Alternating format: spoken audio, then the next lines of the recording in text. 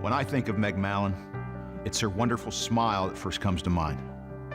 The smile that makes her face crinkle up and her eyes shine. The smile that makes you want to smile back. Lucky for the world, lucky for us, Meg was happiest inside the ropes. So we got to see that smile for over 20 years.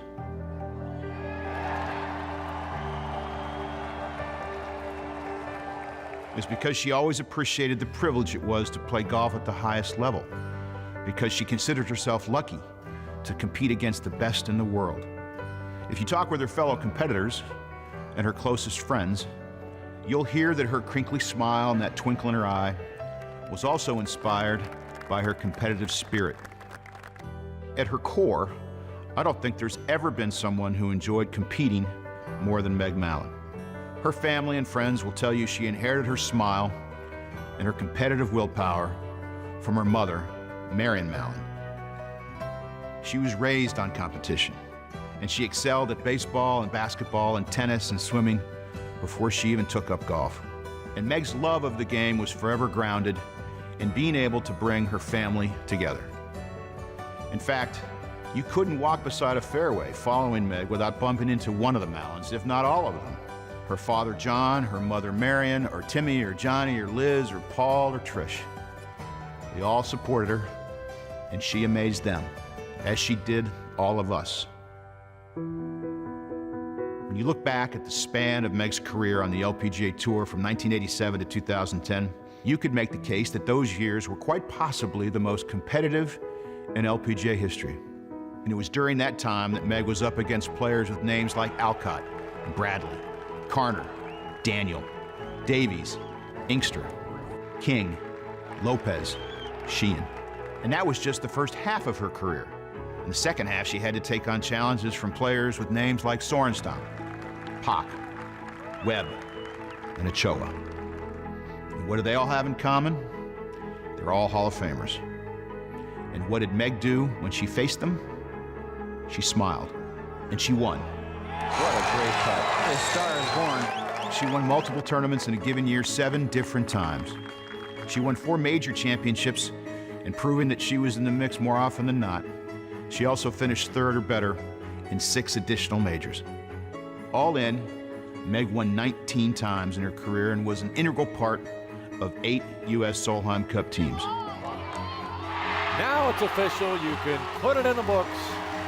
Solheim Cup captains often put her out late in Sunday's singles matches because they knew she could handle the pressure when the competition was on the line. The United States wins the Solheim Cup. To top it all off, she was a beloved captain of the U.S. Solheim Cup team in 2013. Her record speaks for itself. It's why she was voted as one of the 50 greatest players in LPGA history on the occasion of its 50th anniversary in 2000. Her love of the game shines on its own. It's reflected in the smile she shared with the world for decades. And her legacy is now complete. It begins and ends with the family who helped raise a champion. Congratulations, Meg Mallon.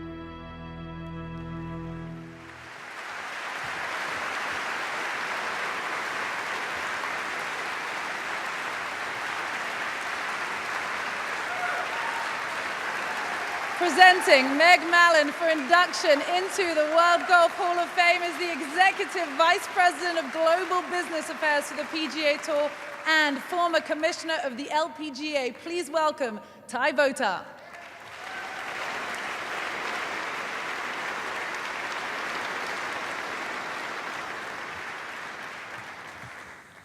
Good evening. One of the greatest honors and pleasures of my life is the honor and pleasure of being able to introduce to you this evening the owner of that crinkly, beautiful, and sparkling smile you saw so many times on that video, and the first inductee into the legendary class of 2017 for the World Golf Hall of Fame. Her family and closest friends know her name as Margaret Mary Elizabeth Mallon, and now you do too. But golf fans the world over have come to love and know her as the one and only great Miss Meg Mallon.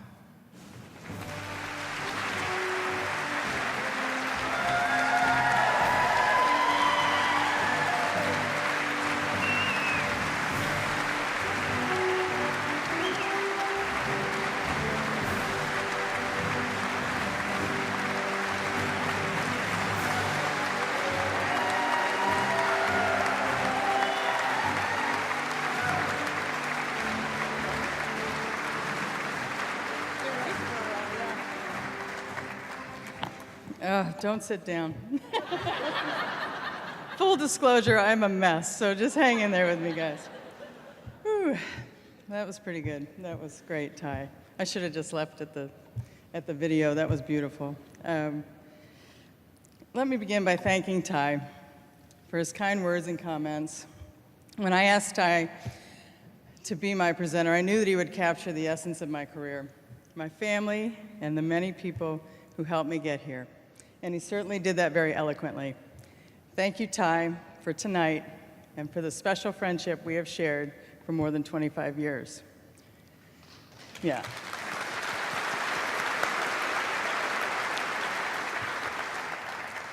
So I actually would like to start the evening asking my family and friends to please stand for a moment. Please. Thank you. Hi, guys. That's right. What are you doing?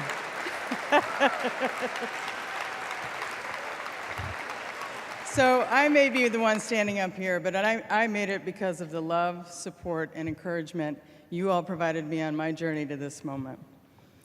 I want to congratulate my fellow inductees, Davis, Lorena, and Ian, as well as Sir Henry Longhurst's family. I'm very proud to be inducted with you and to share the memories we will always carry with us from this evening.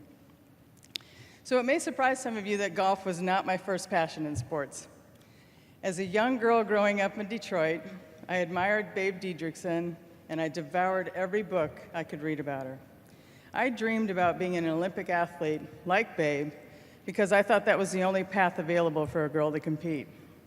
Well, thanks to Title IX, for me, I played Little League Baseball, I swam, played tennis, basketball, while also taking up golf. But back to Detroit for a moment. Although I was born in Boston, you gotta remember that, I was raised in Detroit. So to be perfectly clear about my loyalties, I am a Celtics, Red Sox, Red Wings, Lions, and Tigers fan, and of course, a Buckeye for life.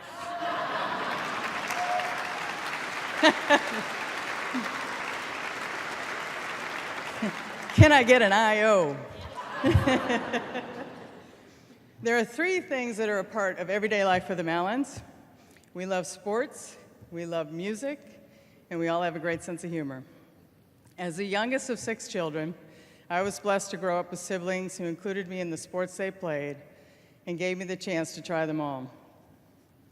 Back in those days, girls were not recruited for high school sports, but Our Lady of Mercy High School had a basketball team. I'm very enthusiastic. And they asked if I would consider leaving the public school system to pay for an education at an all-girls Catholic high school.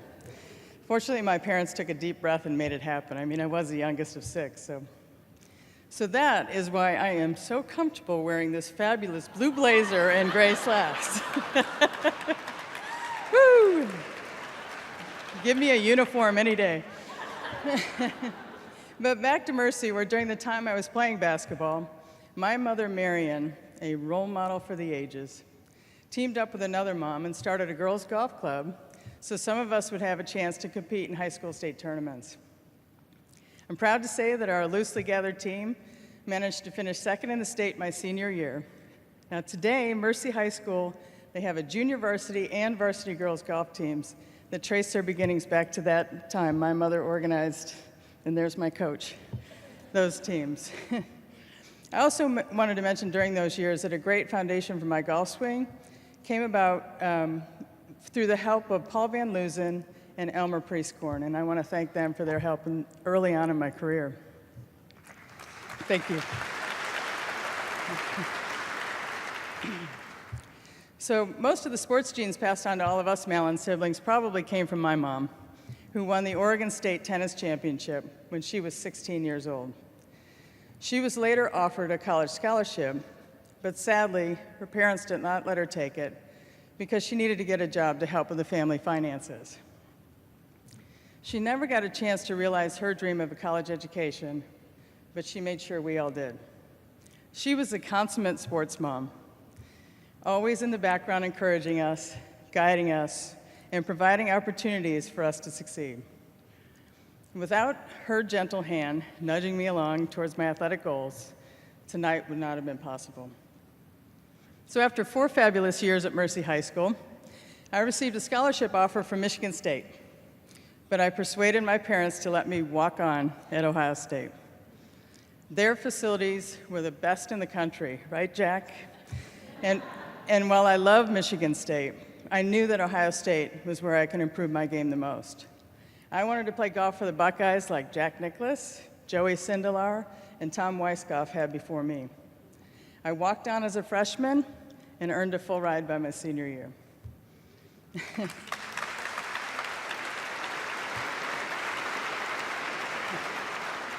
So as I zeroed in on a career in golf, a life-changing moment came in the form of teaching professional Mike McGettrick.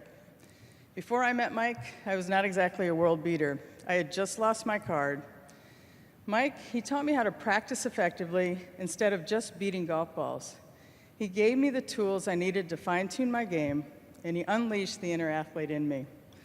This is truly when I fell in love with the game of golf.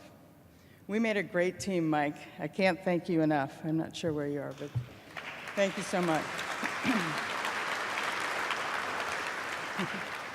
So as a part of the team thematic, I was blessed to win with 4 caddies, 3 of which are here with us tonight. But I got to start with Sonia Steptoe, because I promise you, no other player in this room can share this story. At the start of the 1991 season, I did not have a steady caddy. So the LPGA asked me if I would consider using a reporter from Sports Illustrated who wanted a first-hand experience at what being a caddy entailed. I said, yes, yeah. So fast forward to the Oldsmobile tournament in Florida, where Sonia and I met up for her to carry my bag.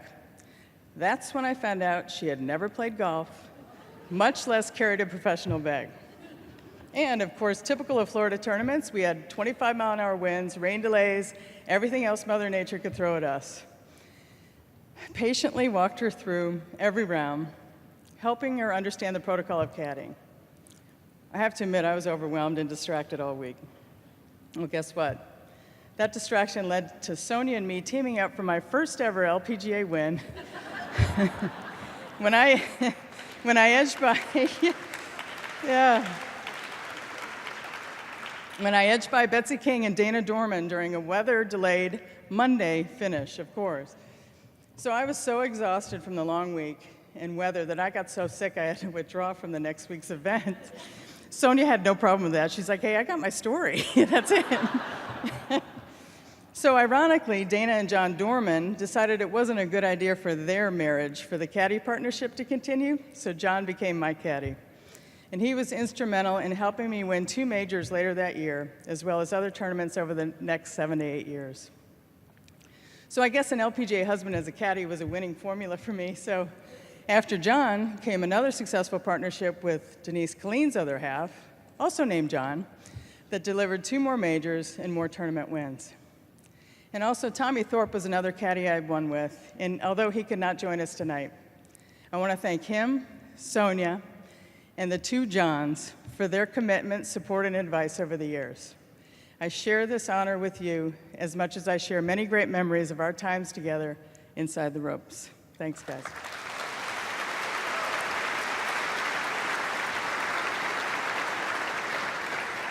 I feel like Marco Rubio. Excuse me a second. Sorry. Hopefully it was more graceful. I spoke earlier about Babe and my Olympic dreams. I experienced my own version of the Olympic competition courtesy of the Solheim family and the Solheim Cup. Both as a player and captain, the years I represented my country on those teams were some of the most enduring and deeply touching memories I will always have from participating in a team environment. And I have the Solheim family to thank for that, so thank you, John, and the whole family. So it's not a team, it's an organization, and it's one that I will always cherish as yet another family, the LPGA family.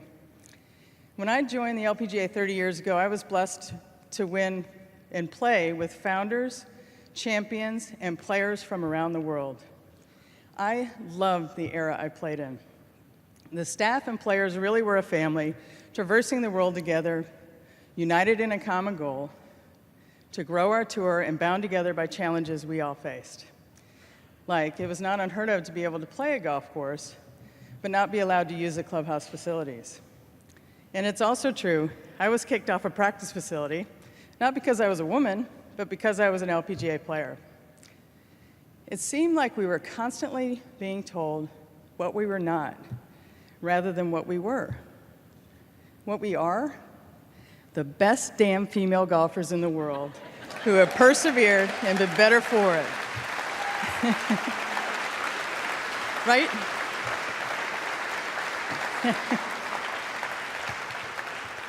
Yes, we had some difficult times, but as I stand here and think of our future and the generation of players to come, I could not be more proud of the LPGA, everything we stand for, and everyone who is a part of this family. So I've talked a lot about people who have been instrumental in my career success, but now I want to mention the person who has been with me for the most fulfilling journey of my life. Beth and I are celebrating 25 years together later this year, and while we have endured challenges,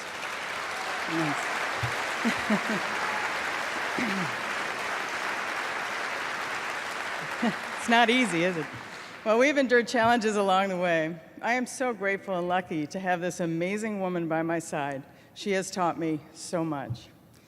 And a large part of making our journey easier was the respect the golf media has shown us by not making our relationship their headlines.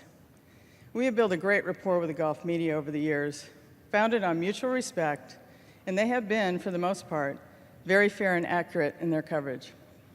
I was taught early in my career, actually by Betsy King, to recognize and appreciate the role the golf media plays in our lives. It's about being accessible and allowing them the ability to shape their stories to convey to all of you. This is especially true of the core group of media that cover us on a weekly basis. They are good people who understand and care about the LPGA and do a great job of bringing our stories to our fans. So now I sucked up to the media, I'm good. So I want to thank the World Golf Hall of Fame members and committee for honoring my career tonight. My thanks to the founders, players, caddies, media, sponsors, and LPGA staff in attendance, as well as all of those who traveled near and far to join my family for this celebration. And I want to have a special thanks to Anna Laird, who has helped me get through this evening, hopefully. I've always believed hard work is essential to success, right? But equally as important as the effort is celebrating the accomplishments. And I assure you, the entire Mallon family is Hall of Fame caliber when it comes to celebrations. So we're going to be good.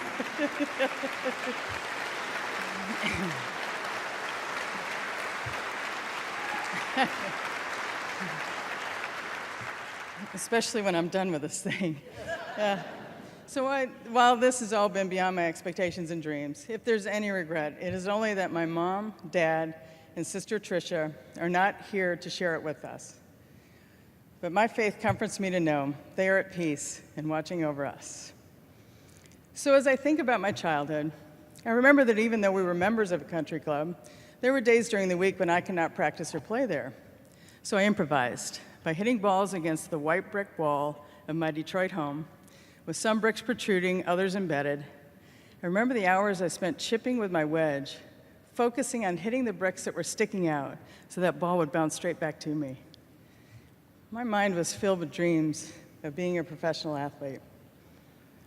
Well, that young girl stands in front of you tonight, humble, but bursting with pride about being inducted into the World Golf Hall of Fame. Thank you so much.